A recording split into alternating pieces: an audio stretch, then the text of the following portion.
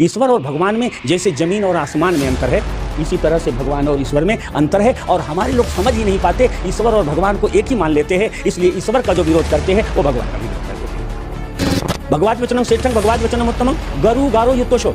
भगवान शब्द गौरवपूर्ण के लिए गौरव से युक्त शब्द है, इसलिए बुद्ध को उनका नाम लेने से पहले हम सम्मानित तरीके से भगवान शब्द कह करके।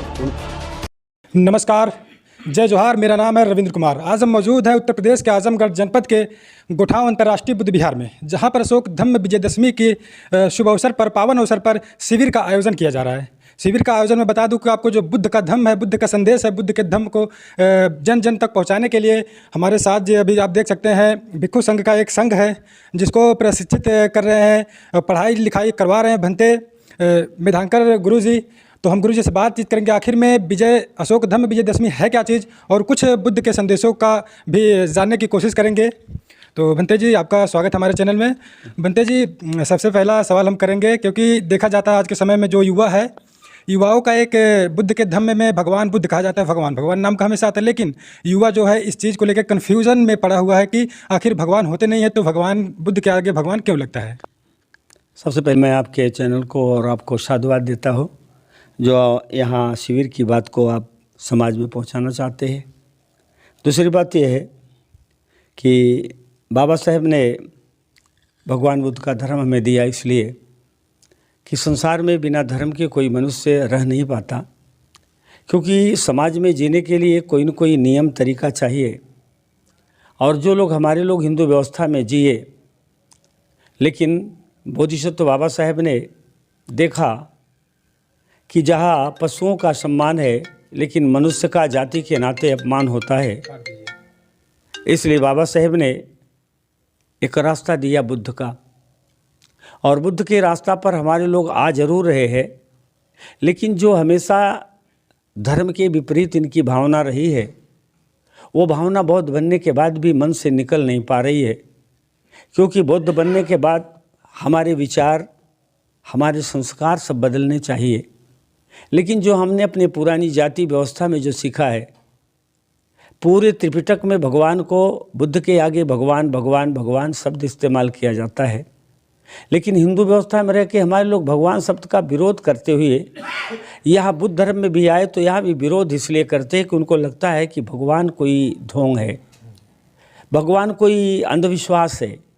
लेकिन भगवान बुद्ध के यहाँ जो धर्म में शब्द आता है भगवान, इसको हम 2-3 प्रमाणों से आपको सिद्ध करते हैं कि बुद्ध के धर्म में भगवान है। और वो है, एक भगवान के लिए एक सम्मान सूचक शब्द लगाया जाता है। जैसे किसी व्यक्ति को आदर के साथ सम्मानी, माननी, श्री या मान्यवर, ऐसे कुछ शब्द लगाए जाते हैं। इसी तरह भगवान बुद्ध के नाम के आगे हम जो भगवान लगाते हैं, उसमें विपस्सनाचार्य भजंत राहुल बोधित श्रीलंका ब्रॉडकास्टिंग कॉर्पोरेशन से प्रतिदिन सुबह 6:20 पर बुद्ध संदेश आता है, कुछ मिनटों तक। उसमें इस दिन उन्होंने भगवान की व्याख्या किया था भग्न धनवान, जो मैंने अपने भिक्षुओं को भी लिखाया है। भग्न धनवान, भग्न माने नाश करना, वान माने तृष्णा। तो इस संसार में जो मनुष्य के अंदर 3 तृष्णाएँ हैं, काम तृष्णा, भव तृष्णा, विभव तृष्णा। और वो भगवान बुद्ध हो चाहे कोई भी जो मानव के रूप में पैदा होता है, यहाँ तक कि कभी कभी देवताओं के अंदर भी देखा जाता है। तो ये जो तीनों तृष्णाएँ हैं, इन तीनों तृष्णाओं को जो मार देता है, बोधिसत्व के आगे बढ़ कर के उसे भगवान कहते हैं, क्योंकि उसने तृष्णाओं को मार दिया है। लेकिन आज तथाकथित जितने लोगों को भगवान कहते हैं, जिनके नाते हम भगवान से नफरत करते हैं, वो सारे लोग इन्हीं तृष्णाओं में लिप्त रहे हैं। अब जो लिप्त रहने वाले को भगवान कहा गया, और एक भगवान है जो इसमें लिप्त नहीं रहा, उससे विरक्त रहा, तो हम भी उसी के तुलना में इसको भी देखने का प्रयास करते हैं। इसलिए हम भगवान के अर्थ को समझ नहीं पाते। हमारे भद्रशील रावत ने एक किताब लिखी है, भगवान कौन और कैसे। ये हेडिंग है भगवान किताब की, जो बहुत बड़े विद्वान है बुद्ध धर्म के, वो लिखे भगवान कौन और कैसे। तो वहाँ वो लिखते हैं, भगवान कहते किससे है, भग रागो भग दोषो भग मोहो अनासवो। भग रागो, जिसने राग को भग्न कर दिया। जो मन के विकार है उसमें 3 विकार है, राग, द्वेष और मोह। तो भग रागो जिसने राग को भग्न कर दिया, भग्ग दोषो, जिसने द्वेष को भग्न कर दिया, भग्ग मोहो, जो अपने मन की मूर्खता को निकाल दिया, भग्ग रागो भग्ग दोषो भग्ग मोहो अनाश्रवो, जो ये आश्रव है हमारे, काम आश्रव, भव आश्रव, अविद्या आश्रव, इन सभी आश्रवों को जिसने मार दिया उसे भगवान कहते हैं।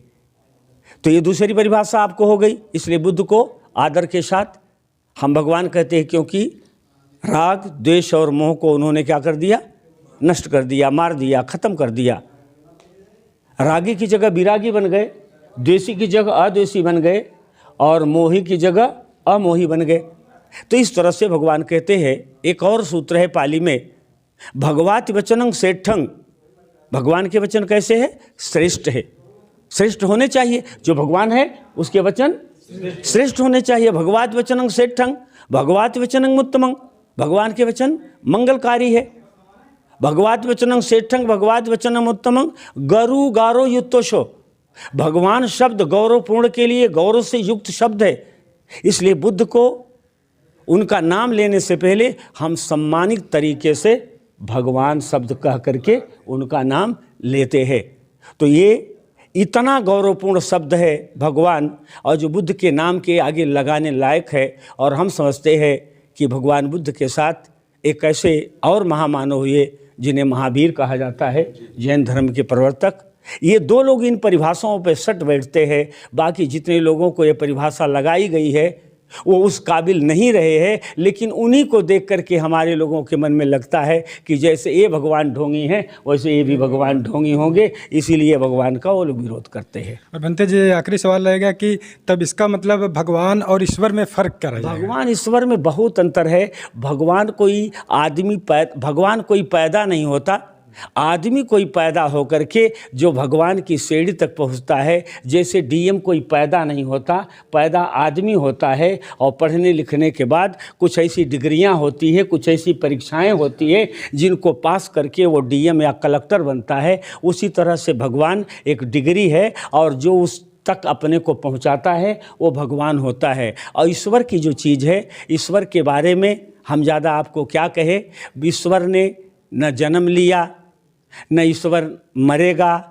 न ईश्वर का कोई रूप है, न कोई रंग है। कोई उसे साकार कहता है, कोई निराकार कहता है, कोई जन्मा कहता है, कोई अजन्मा कहता है। तो वो शब्द ही ऐसा है। ईश्वर और भगवान में जैसे जमीन और आसमान में अंतर है, इसी तरह से भगवान और ईश्वर में अंतर है। और हमारे लोग समझ ही नहीं पाते, ईश्वर और भगवान को एक ही मान लेते हैं। इसलिए ईश्वर का जो विरोध करते हैं वो भगवान का भी विरोध कर देते हैं।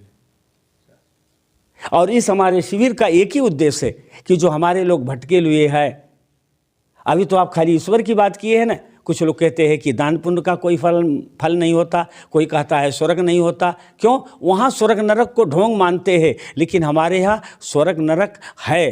तो लेकिन वो स्वर्ग नरक कोई ऐसी भूमि नहीं है, या स्वर्ग नरक कोई ऐसी कल्पना नहीं है, बल्कि क्या है, जब हम सुंदर कर्म, अच्छे कर्म करके सुंदर गति को प्राप्त करते हैं तो हमारे लिए स्वर्ग के समान होता है। जब हमारा जीवन सुखमय है, हम आनंदमय जीवन जी रहे हैं, वो हमारे लिए स्वर्ग है। और जब हम मानव हो करके भी शराब पी करके किसी नाले में गिरे हैं, हमारे मुंह पे कुत्ता पेशाब कर रहा है, तो नरक खोजने की ज़रूरत नहीं है, वो हमारे लिए नरक साक्षात दिखाई देता है। तो स्वर्ग नरक सब सामने है, बस जिनके पास नेत्र है ज्ञान का वो देख पा रहे हैं, और जिनके पास नहीं है वो खाली नक्शे में खोज रहे हैं। तो ये, और हम यही चीज़ें अपने भिक्षुओं को बताना चाहते हैं। और हम सबसे बड़ी बात आपको बता दें कि हमारे लोग भिक्षु बन के भी अपनी जात में ही फंसे रहते हैं। जो जिस जात से भिक्षु या बौद्ध धर्म को ग्रहण करता है वो अपनी जाति को छोड़ता नहीं, और उसी जाति के नाते जब वो बुद्ध को सोचता है तो जाति के चश्मे से देखता है, इसलिए बुद्ध को समझ नहीं पाता है। और जब हम अपनी जाति को ख़त्म करके बुद्ध धर्म में आए तो हम खाली बुद्धिस्ट हो गए, और जब बुद्धिस्ट हो गए तो कोई दूसरा जाति धर्म का लोग कोई हमारा विरोधी नहीं होगा, क्योंकि बुद्ध ने कहा सबसे बड़ा विरोधी, सबसे बड़ा हमारा दुश्मन कुमार्ग पर गया हुआ हमारा ही अपना मन है। तो आपको मैं साधुवाद देता हूँ, मंगल कामना भगवान से कि कम से कम आप हमारे शिविर में आए, और हमारे भिक्षुओं की जो विचारधारा है हम चाहते हैं सभी लोग तक जानी चाहिए। और जो लोग भी बाबा साहब को मानते हैं, अगर वो बुद्ध को नहीं मानते तो हम बिल्कुल नहीं मानते कि वो बाबा साहब को मानते हैं। क्योंकि बाबा साहब ने पहले हिंदू धर्म के बारे में बहुत कुछ कहा, बहुत धर्म को सुधारना चाहा, लेकिन बाबा साहब समझ गए कि इनके देवी देवताओं का इनका विरोध करना हमारे लिए बेकार है, क्योंकि वो उनका अपना धर्म है, उनका अपना धर्म है, वो अपने नियम से रहेंगे, हमारे नियम से रहेंगे नहीं। और जब हमारा वहाँ नियम चलेगा नहीं तो हमारे सोच विचार का धर्म बुद्ध के पास है, और बुद्ध के पास चल कर के हम बुद्ध का अध्ययन करें और बुद्ध की बातों को समाज को बताएं, क्योंकि बुद्ध की ऐसी बातें हैं जो बहुजन हिताय बहुजन सुखाय की है। और बहुजन सुखाय बहुजन हिताय का ये मतलब नहीं है कि फला जात को छोड़ दीजिए, फला जाति को पकड़ लीजिए, बल्कि बहुजन हिताय बहुजन सुखाय का मतलब है चाहे किसी जाति वर्ग का व्यक्ति हो, ज़्यादा से ज़्यादा लोगों के लिए हित और ज़्यादा से ज़्यादा के लोगों के लिए कल्याण के लिए आप करें, उसमें जाति का कोई बाध्यता नहीं है। क्योंकि बुद्ध का धर्म किसी इस वर्ग का उस वर्ग का नहीं है, बल्कि पूरी मानव जाति का है। जो बुद्ध के धर्म, जैसे सागर किसी एक नदी का नहीं है,